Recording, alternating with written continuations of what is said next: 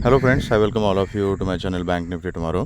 दोस्तों, मैंने आपके सामने बैंक निफ्टी स्पॉट का वीकली टाइम फ्रेम का चार्ट यहाँ पर डिस्प्ले किया हुआ है। तो फटाफट देखते हैं कि हमारा वीकली ओवरव्यू क्या रहेगा एंड आगे किस तरीके से काम करना है। तो वीकली टाइम फ्रेम के ऊपर ही हमने ये एक चैनल मार्क करके रखा था जिसका मार्केट अभी तक रिस्पेक्ट कर रही है।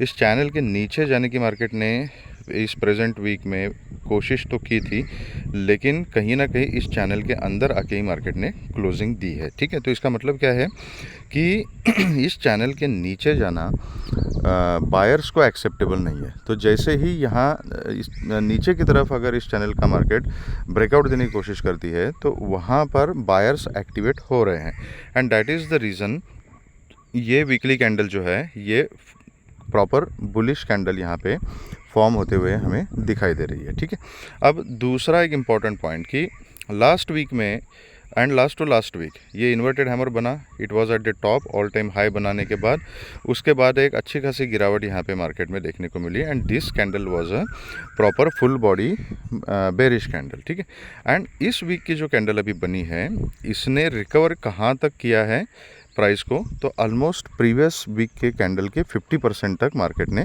रिकवर किया है। ठीक है, now why I am saying 50%, generally market में जब इतनी बड़ी बड़ी कैंडल्स बन जाती है तो ये कैंडल का 50% वाला जो जोन होता है ना, it acts as a important level, मतलब इम्पॉर्टेंट जोन, या तो सपोर्ट होगा या तो रेजिस्टेंस होगा।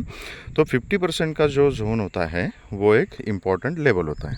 ओके, अब इस रैली को मार्केट को अगर कंटिन्यू करना है और ऊपर की तरफ जाना है और इसी चैनल को फॉलो करते हुए प्राइस को ऊपर की तरफ अगर लेके जाना है तो सबसे सिंपल तरीका ये है कि ये जो करंट वीक की कैंडल है, इस वीक का हाई कितना है, तो दैट इज़ 48,222 का। ओके, सो 48,230 के ऊपर मार्केट को सस्टेन होना पड़ेगा एंड कंटिन्यूस ट्रेड करना पड़ेगा, तभी ये ऊपर का मोमेंटम कंटिन्यू हो सकता है। एंड उसके बाद मार्केट में सबसे इम्पॉर्टेंट फिर से जो लेवल आएगा दैट विल बी 49,000 का जोन एंड फिर 49,200 का जोन। तो this is what the weekly time frame is telling us. तो as of now weekly time frame के ऊपर मार्केट स्ट्रेंथ दिखा रहा है, लेकिन ये जर्नी कंटिन्यू तभी होगी जब प्रेजेंट वीक का हाई जो है वो मार्केट ब्रेक करके प्राइस ऊपर की तरफ सस्टेन रहेगी। डेली चार्ट क्या कहता है हमें? Let's go to the daily chart. देखो,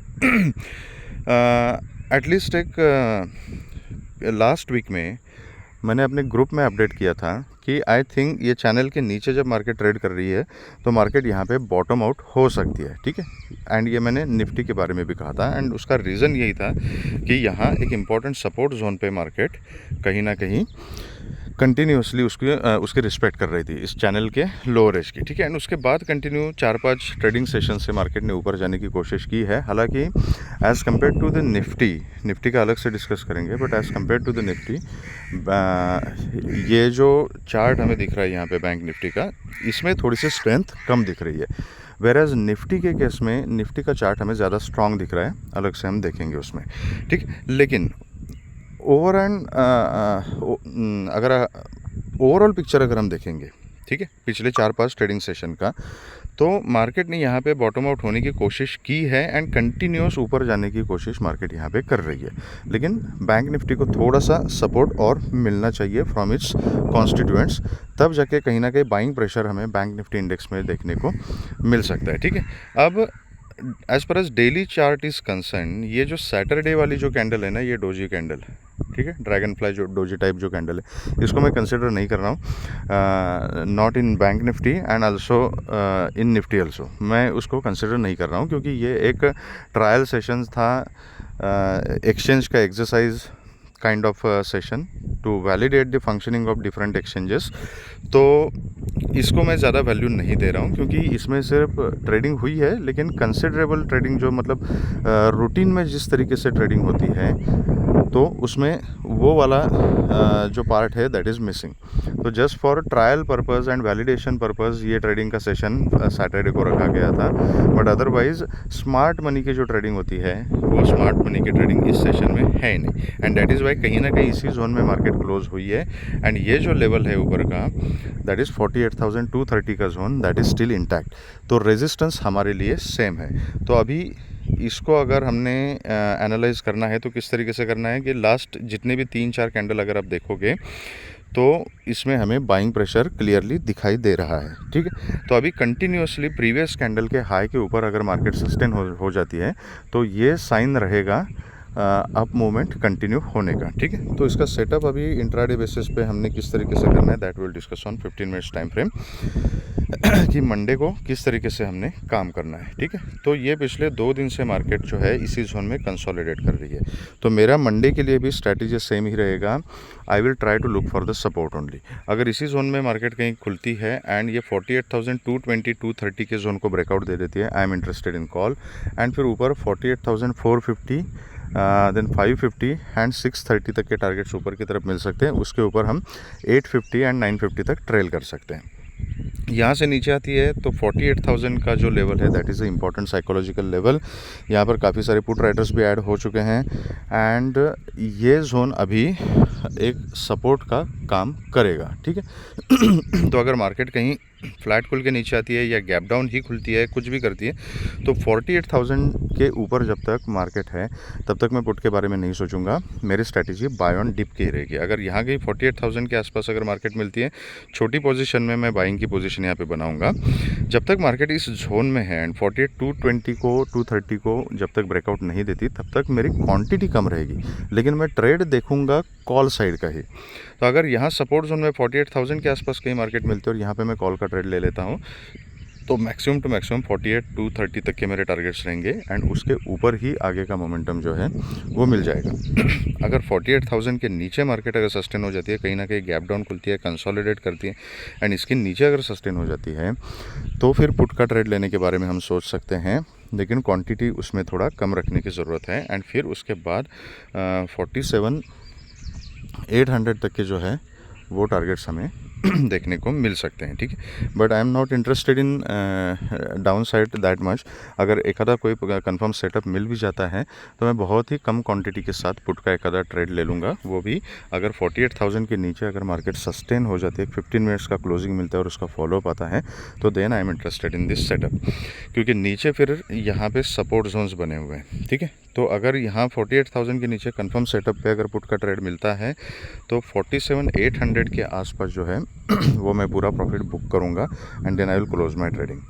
उसके नीचे अगर मार्केट निकल जाती है तो परसों के दिन देखा जाएगा कि क्या कर सकते हैं, या तो ट्रेलिंग स्टॉप लॉस के साथ मैक्सिमम पॉइंट्स हम कैप्चर करने की कोशिश कर सकते हैं।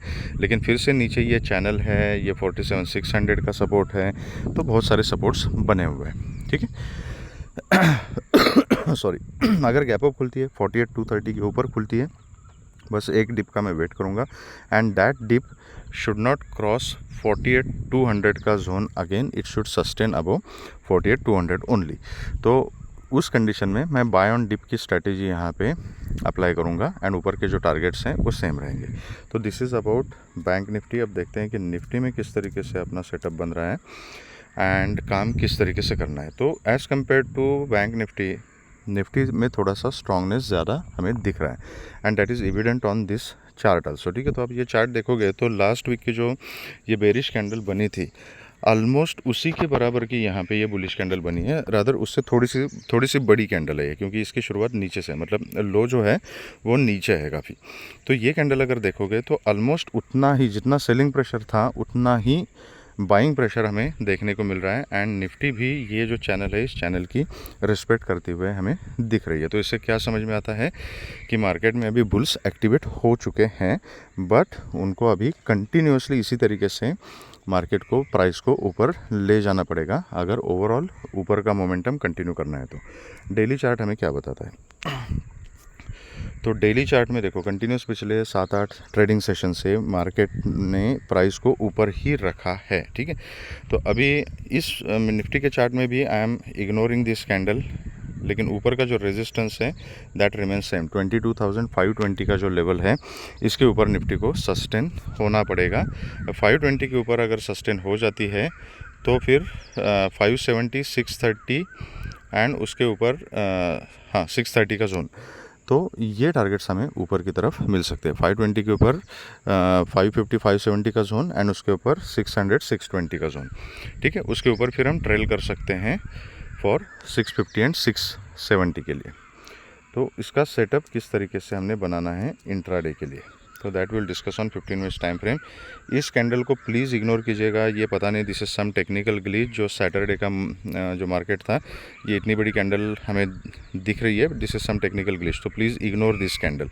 तो यहाँ बेसिकली क्या किया है, main this is a consolidation zone. नीचे का लेवल है 22,430 का एंड ऊपर का लेवल है 22,520 का। इस जोन के बीच में अगर इस रेंज को ट्रेड करना है तो it is very dicey. Market अगर वहीं रेंज बाउंड रही एंड 40-50 पॉइंट के बीच में ही अगर साइडवेज हो जाती है तो उसमें क्या है, ट्रैपिंग के चांसेस है। तो या तो 430 के आसपास मुझे मार्केट मिले तो यहाँ मैं बाइंग का प्लान करूँगा, एंड अगर 520 के ऊपर अगर मार्केट सस्टेन हो जाती है तो I am definitely looking for the call opportunities only. यहाँ से अगर रिजेक्शन लेते हैं तो मैं पुट का ट्रेड यहाँ थोड़ा सा अवॉइड करूँगा, क्योंकि क्या हो सकता है फिर यहाँ से रिजेक्शन लेके मार्केट इसी रेंज में रेंज बाउंड हो सकती है 40-50 पॉइंट के बीच में। तो I don't want to get into that situation. तो कंफर्म ब्रेकआउट मिलता है 520 के ऊपर तो I am interested in call, या 430 के आसपास सपोर्ट अगर मार्केट लेती है तो I am interested in call. वो अगर सपोर्ट पे कॉल लेता हूँ और वहाँ का एसएल अगर हिट हो जाता है तो इसका मतलब फिर मार्केट 350-330 के जोन में आ सकती है। तो यहाँ पर एक पोजीशन को कन्वर्ट करके मैं पुट का एक स्कैल्पिंग ट्रेड में ले सकता हूँ 330-300 तक के लिए, ठीक है। इससे ज़्यादा और कुछ मैं पुट में ज़्यादा इन्वेस्ट नहीं करना चाहता। तो गैप डाउन के केस में आई am interested in call, breakout के केस में आई एम इंटरेस्टेड इन कॉल। ये बीच वाला जो रीजन है इसको मैं थोड़ा सा अवॉइड करूँगा 100 पॉइंट्स का। गैप अप खुलती है तो again I am interested in call. Pull back का मतलब एक डिप का वेट कर सकता हूँ एंड सपोर्ट कंफर्म होने के बाद I can go for the call.